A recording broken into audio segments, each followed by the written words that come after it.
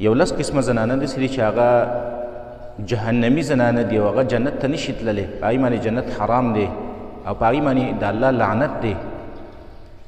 یو هغه زنانه الواشمات والمستوشمات، هغه زنانه چې خالونه لګوي، خال لګوي یا په تندي باندې یا په مخ باندې یا په زنه باندې یا په مټو باندې. دویم هغه زنانه والنامسات والمتنمسات، هغه زنانه چې هغه یې وریځې نری کوي، د وریځو نه ویښته وباسي یا د مخ نه ویښته وباسي چې زه ډولی ښکاره شم. دریم هغه زنانه والمتفلجات، هغه زنانه چې هغې غاښونو په منځ کې کولاوي راولي، کولاوالی پکې راولي د سوان په ذریعه باندې یا په بله ذریعه باندې چې زما د غاښونه کولاوي او زه پرې ښایسته ښکاره شم. څلورم نمبر هغه زنانه الواصلات چې په خپلو ویښتو پسې نور ویښته یو ځای کوي چې ویښته مې ښایسته ښکاره شي، اوږده ښکاره شي. پنځم نمبر کاسیات عاریات، هغه زنانه چې هغې جامې اغوستې دي خو په حقیقت کې هغې بربنډ دي. مقصد دا دی چې یا خو یې دومره نری لباس اغوستی دی چې په هغې کې د هغې بدن ښکاري، لغړه پکې ښکاري، یا یې دومره تنګ لباس اچولی دی چې په هغې کې د هغې اندامونه بیل بیل ښکاري. شپږم نمبر هغه زنانه رؤوسهن کاسنمة البخت، چې دا خپل ویښتې داسې جوړ کړي لکه د اوښ ګوف،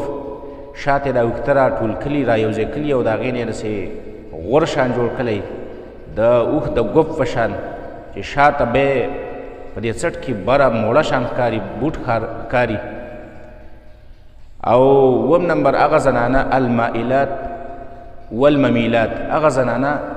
چې پردو سړو ته مایله کېدونکې ده او یا پردي سړي ځان ته مایله کوي، په داسې لباس کې ګرځي او داسې ځان جوړ کړی دی چې پردي خلک ځان ته مایله کوي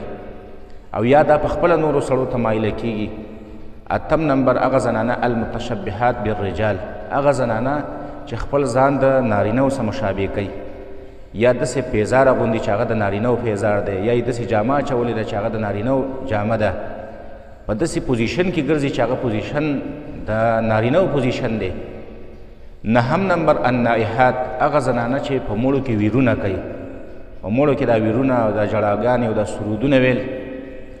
او لسم نمبر هغه زنانه المرأة الساخط علیها زوجها، هغه زنانه چې خپل خاوند ته خفه دی، خپل خاوند ته مراور دی، خپل خاوند ته خفه شوی دی او دا د هغې د پخلا کولو کوشش نه کوي. نو دا لس قسمه زنانه داسې دي چې دا جنت په دې باندې حرام دی او دا جنت ته نشي داخلېدلی او په دې باندې هغه د جنت بوی هم حرام دی، په دې باندې د الله لعنت ورېږي، د الله پې لعنت دی په دې لس قسمه زنانه